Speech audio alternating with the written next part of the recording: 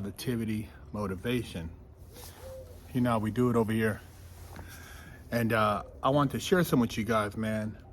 The first time I had a gun pulled on me and I thought someone was going to take my life. And you know, when you're young, you think you're invincible. You've been indoctrinated into believing certain things, thinking that behavior is acceptable, and if you act a certain way, you're hard, you're tough, you're about that life. And at the end of the day, that shit is so stupid, man. It's stupid. And a lot of us don't really see it coming because we're not mentally mature enough at the time. Some do when they're involved in other things. They have sports, they have, certain family members to fall back on that can influence them. But others who get caught up in the streets, banging the neighborhood, banging a block, banging a set, banging a building, shit you don't own. You just run around causing mischief. You think it's glamorous. You think it's hard. I see all the kids on TikTok now riding around with Dracos, and a lot of them don't want to hear what I have to say. They don't care. They, think that what they're doing is whatever righteous cause for them. But I'm just here to tell you, man, that I'm fortunate. I'm here to tell my story today. And I tell it because I want to save lives. And I hate to see young black men buying into what they think is black culture, and it's not. It's gang culture. It has nothing to do with being black or being a man or being an alpha. It has nothing to do with that. It's really some stupid ass shit, man. And a lot of those guys I was beefing with back in the day or had issues with, I could have easily been playing sports with those guys or building businesses with those people or doing other things, but they were just as caught up as I was from different parts of town. Now, I'm not going to get into the neighborhoods or the gangs or anything like that that were called out, but I'm just going to tell you the story, man. Oh, man, I was a freshman going to be a sophomore in Sacramento. And, freshman year, I was still kind of on some square stuff, doing the square thing. And I've always been a straight A student. I've always gotten straight A's. I was never into not going to class. I've always did all that. So I always did good in school. And I was still skateboarding somewhat. Had just kind of like developed my quarter ramp skills and quarter ramp and launch ramp, all that stuff, street skating. I was really into skateboarding, and then I was pulled between skateboarding, basketball, and hustling. I was caught up in between all three, and it was hard to decide which route. I liked skateboarding. It was only me and another black guy that was a skateboarder in the neighborhood at the time. Actually, there was two other brothers that were skateboarders, so all three of us skateboarded. And then for basketball, that was like clout in the neighborhood. If you played basketball and you were good, the girls liked you, the homies respected you, and it was a way to get off the streets and kind of utilize sports as your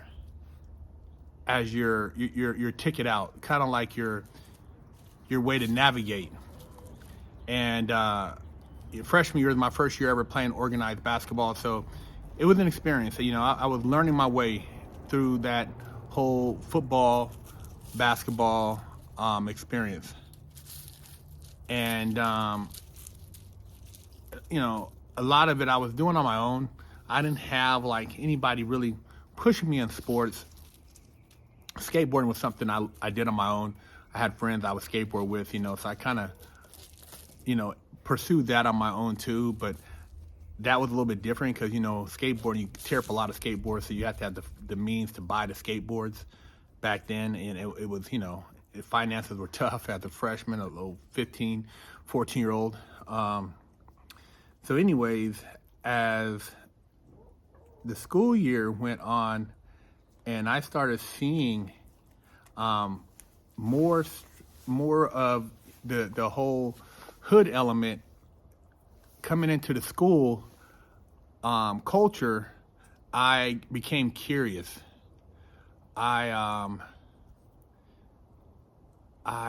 saw these guys and I'm like, what is this? These guys, they don't go to our school.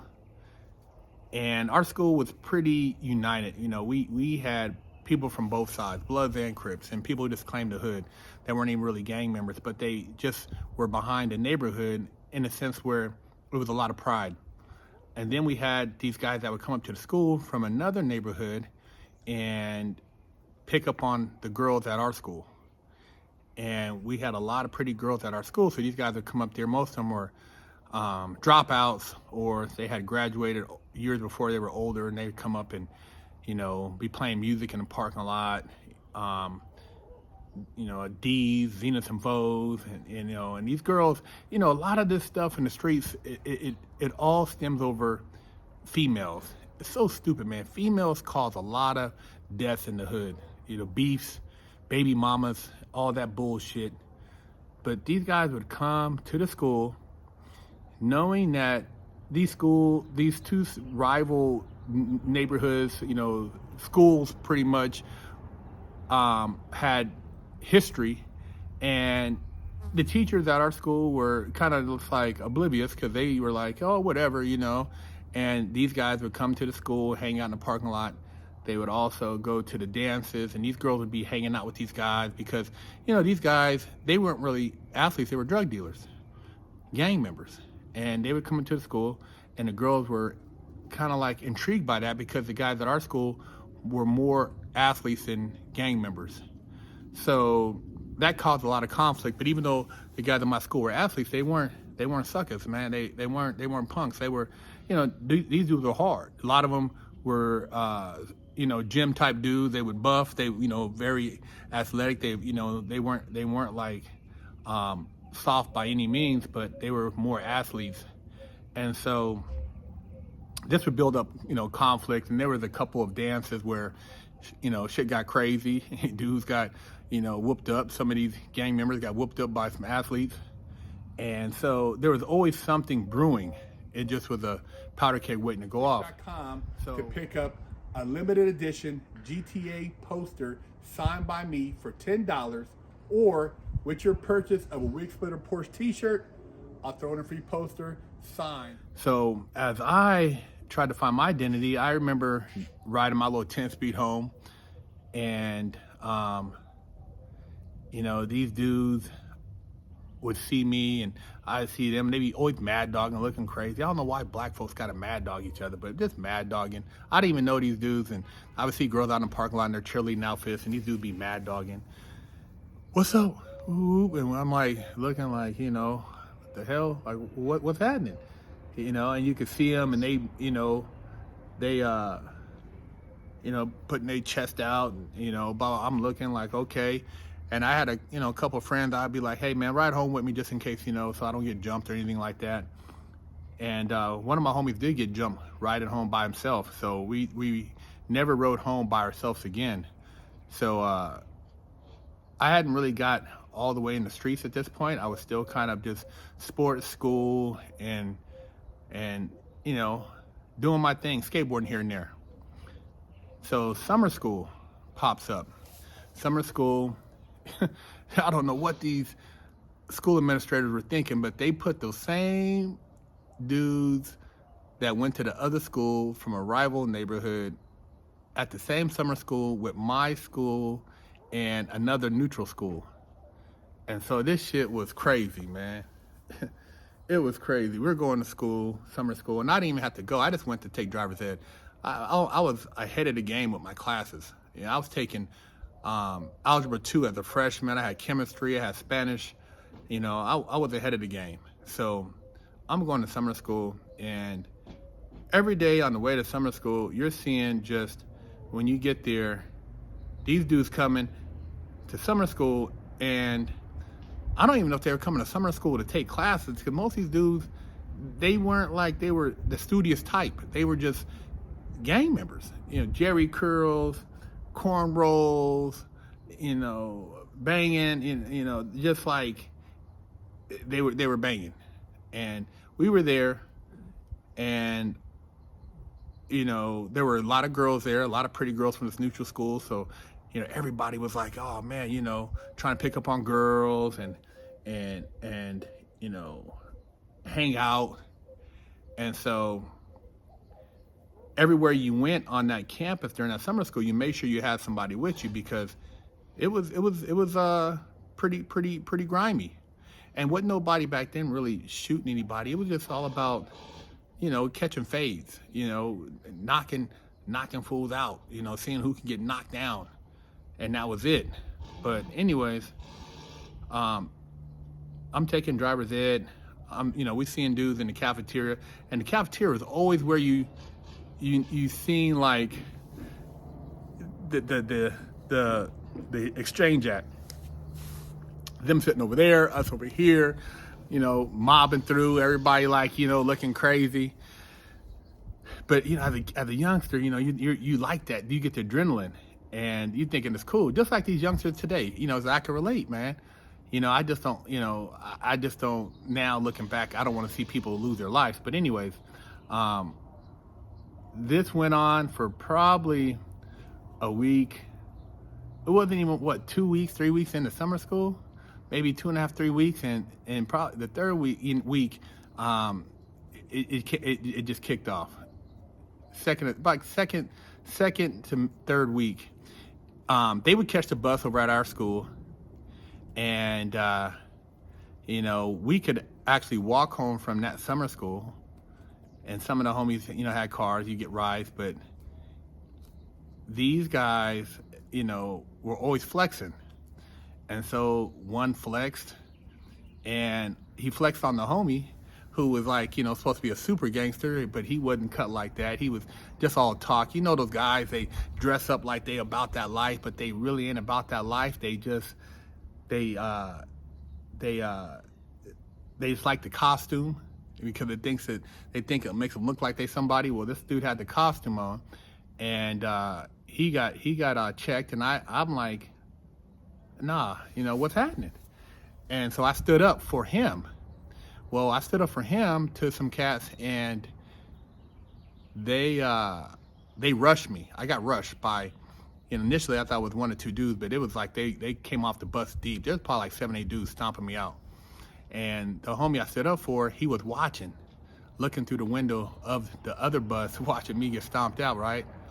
Luckily, the homie seen me, jumped out, and got the handling business. And I have some homies that were like, they were like juggernaut. They come through and they knocking.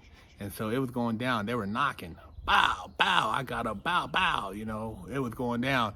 I had my eye was swollen a little bit, and, had a couple bruises. I got home, mom was tripping, and, what's going on? I'm playing it off. Oh, nothing. I never said anything. This is the first time I'm really talking about it openly, but it went down, and a lot of people got suspended. A lot of those dudes got kicked out of the school. And so, luckily I was, able to go back to summer school, finish my driver's ed, but week followed, we were walking home, me and a couple of my friends, and a car pulls up, and these are some of the dudes. I don't know if it was one of the dudes that I got into it with or whatever, because, back then it was all word of mouth with no filming and nothing like that. You didn't have cameras, so it was just word of mouth, and people would, oh, that was so-and-so, so maybe my name was ringing. And some dudes pulled up while we were walking home and rolled down the window and said, what's up, so-and-so?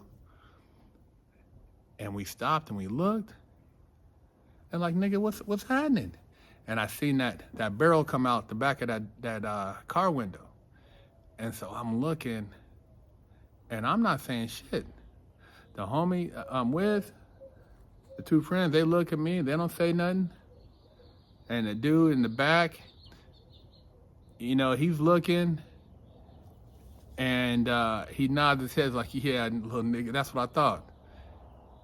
And he's looking, and they drive off, you know, and I'm like, you know, if I would have said something, man, I mean, the dude would have blasted. It would have been a wrap. It would have blasted. It was right, you know, he had open range. He would have blasted. And I'm like, thinking to myself at that point, like, why, you know, why would I even, you know, I'm not going to sit here and act like I'm no super dude. And I'm like, yeah, woo woo wop. I didn't say shit. I don't want to why would I want to get blasted for really nothing? And then I'm walking home thinking like, damn, you know, was that about the fight we had with them dudes at school? I'm just thinking it was a fight, and then it turned into this now. Some other dudes are looking for me and this and that. So I'm thinking, damn, do I have to get a strap now? And you know, I'm 15, and I'm like, what has this turned into? So it went from, you know, skateboarding, sports, academia, to, you know, gang banging, and to now, you know, maybe trying to, you know, acquire a gun illegally. But I'm just saying, like, that experience, was it really worth what followed, you know, or what preceded it? I mean, was it that serious? That's how stupid this shit is, man. This young black man just, you know, not able to settle disputes in a civilized manner, and then it results in somebody getting a gun pulled on them. And then what's crazy is after that, you know, I got into selling crack and doing some other things in the streets, and I ended up going to juvenile hall, and I seen some of them same dudes I was beefing with in summer school at juvenile hall. And, you know, we ended up, you know, kind of settling that shit, you know, squashing it.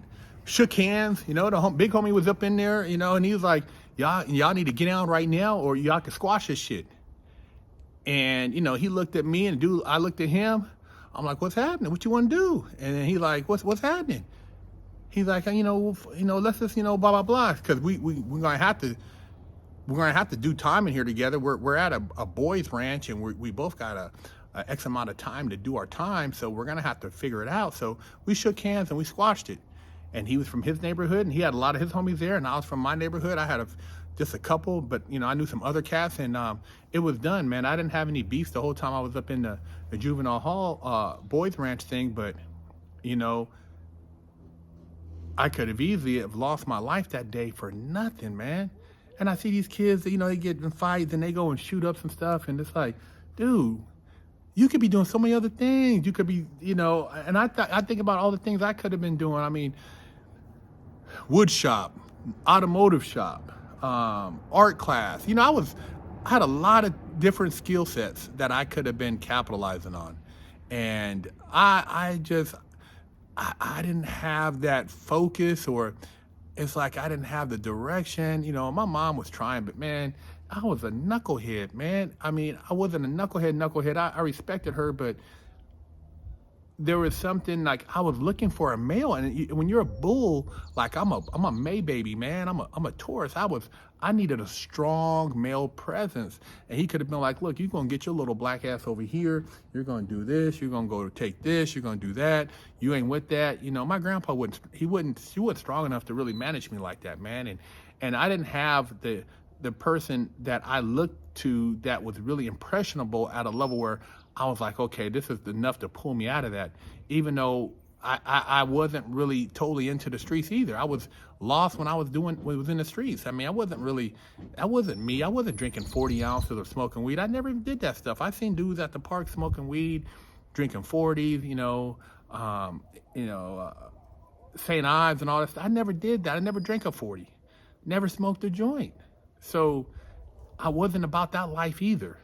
But I'm just sharing this story with you guys that, you know, the first time I had a gun pulled on me and I could have lost my life is that, you know, a lot of innocent lives, you know, are taken way before their time for stupid ass shit where if you guys just talked and worked it out and seen a bigger picture, or if there was a man in your life who maybe would have kind of steered you in the right direction, it could have turned out differently, you know? And for you out there, it can still turn out differently.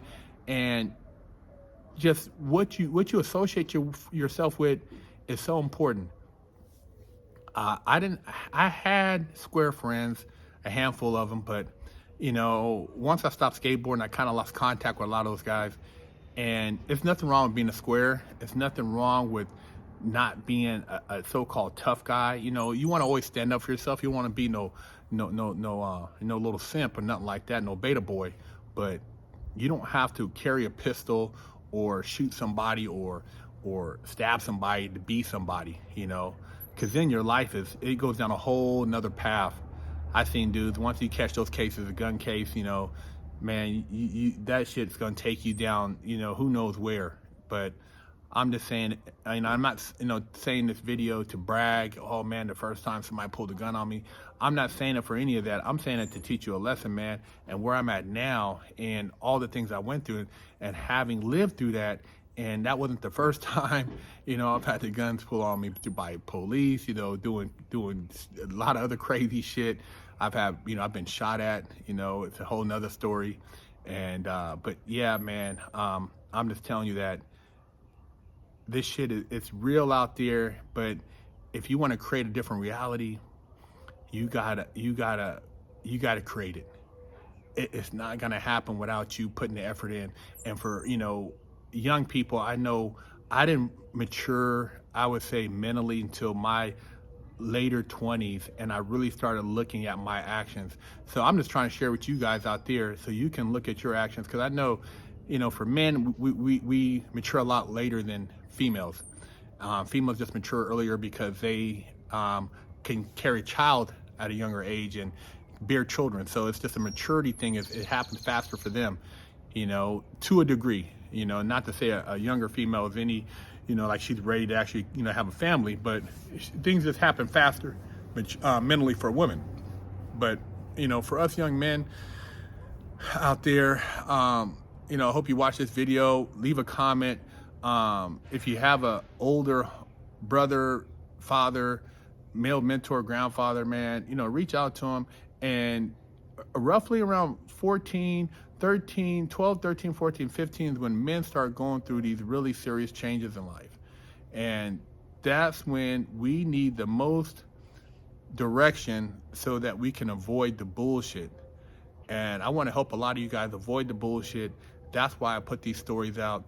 And that's why I didn't glorify, you know, the neighborhoods and the banging part, because it's not to glorify, man. It was so stupid, man.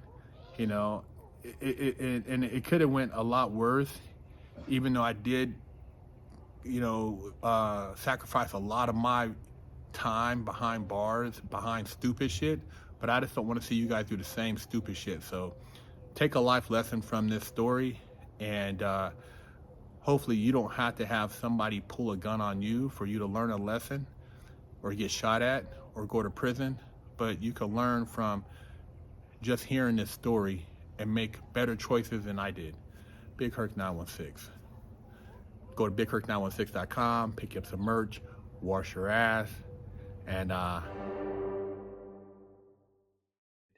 Officially, I only got one real spanking my entire life. My mom did the best a 14-year-old could do, raising me with love and instilling values that will last a lifetime. I was a straight A student and lived to make her happy. So how did I go astray? A horrible stepdad that stole my self-worth and invoked fear turned me into a person that I struggled to overcome. From skateboarding to selling drugs, gang banging in juvenile hall, I got caught the same way many young promising men get caught up. I struggled to find my identity, getting mixed up in shootouts, crime, and the adult entertainment industry. This roller coaster continued as I juggled college, hustling, and Hollywood, eventually catching a federal bank robbery case. I found redemption in prison while serving a 120-month federal sentence and came out a man on a mission. I became a social media influencer with over 500 million views on YouTube and a life coach mentoring people all over the world. This is my journey. Are you tired of smelling funky? Have you lost your ad? Go to BigHerc916.com and get your nutsack run.